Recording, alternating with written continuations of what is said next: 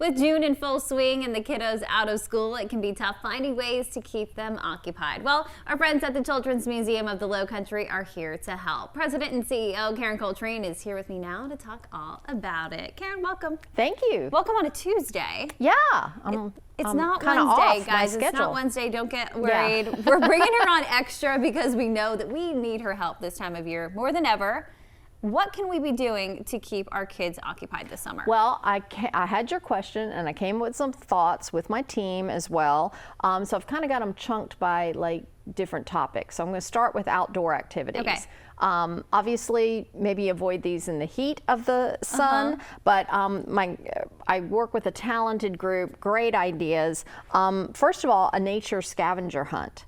So there's lots of places you can do this, but you can even do it in your backyard, park or whatever, but be looking for leaves, rocks, flowers, insects. So if you just, a quick Google search of, what's out there native and see if you can have pictures and see if you can get the kids to try to hunt and find it. That sounds really fun. I feel like kids would love that. I think so. Yeah. And then gardening. Yeah.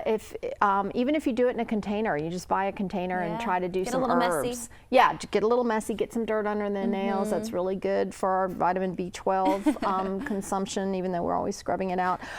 Water play. So that's a good one for the heat of the day with sprinklers, a kiddie pool in the yard, water balloon fights, water gun games, all that can provide lots of fun out, and save that, kind of think through the day and have that be the hot afternoon sort of experience. And then sports and games in general. I mean, kids love to do that.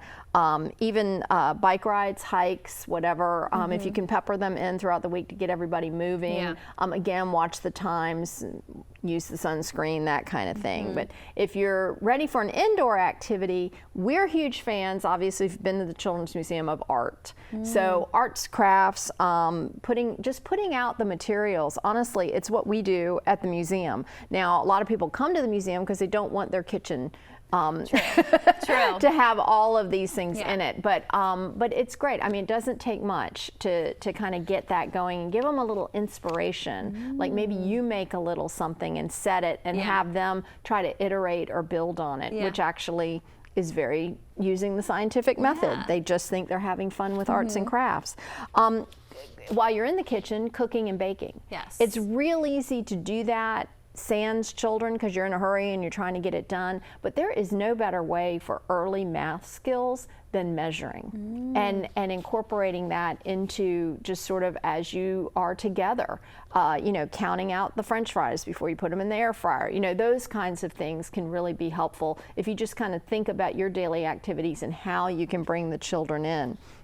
If you want to go in more overt interior activity, I think reading challenges. You knew I was going to throw reading in here, but create a summer reading list and set goals, and then put milestones. So if you read 3 books, we're going to go to the Children's Museum. If you get to 6, we're going to the aquarium. If so kind of building that in for excitement and fun and sort of that little extra push for them to sort of keep focused on that reading, because what you do not want is get to the fall, have not had any reading in the summer, and you're back. You've fallen back over those 3 months. So we want to make sure that doesn't happen. Same with science experiments, which are kind of easy to do. A quick Google search can tell you the recipe for a volcano, which is actually baking soda and vinegar.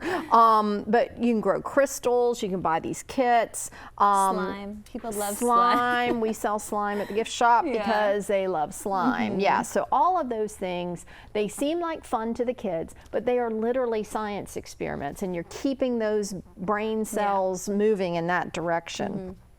So since we're sliding into educational activities, obviously you can go to the Children's Museum, you can go to the Charleston Museum, you can go to the aquarium. There's a lot. We're rich with options here. The Gibbs Museum of Art, kind of an experiment. A home tour, if you think your child can do it. It's one of the plantations. There's lots of places to go, and if you kind of set up, tie them all in, like we're going to like I said, reading, or we're going to do this, and if we can get that done, then we'll have one of these outings and adventures. Yeah. And of course, summer camps, most of them are probably booked, but still check, because every now and then we'll have a family that says, oh my gosh, something came up and we have to leave. We can't be there for summer camp. So it's always worth a call if there's a camp your child's interested in the last week before, to see if maybe there's a surprise opening. It can happen. Yeah. Here's one I really like, is to create a DIY obstacle course. Ooh. So again, getting them moving, getting them out and about, although you can do it in the house too if they're little, and you got a room for that. But in the yard, in the living room, wherever you want to do that. The other one I love from creativity standpoint is storytelling and writing. So have the kids write a book for you, a comic book, or have them, write about a book they've read and just extend the story. So the story ends with, Cinderella and the prince, for example. But what happens next? I like have that. them start to think through how that story might go. There's a zillion ways it could go, so that could be a lot of fun. Then have them act it out. For the thespians, Yes. have them, get a costume, have them act it out, or maybe make the costume together. For a little bit older child, you may want to look at some volunteer work. We can take elementary and middle school students in groups, so church groups or that kind of thing, as long as there's adult supervision with them. Yeah. We don't usually take volunteers independently until high school, Yeah. but we do offer opportunities for groups of children to come in. There's always some fun weeds to pull. There's always some stuff to clean. There's always some papers. Always something to do. There's always something to do, and we can figure that out. And again, play dates and social activities, which is what parents, try to do. But those are great because they do need the interaction with other children. Yeah, well, get the kids off the phones, off the iPad, and there's so much to do this summer. Lots of great tips from you, Karen. Thank you so much. Glad to do and it. don't worry, she will be back tomorrow for your family-friendly activities of the week. That's right. Thanks.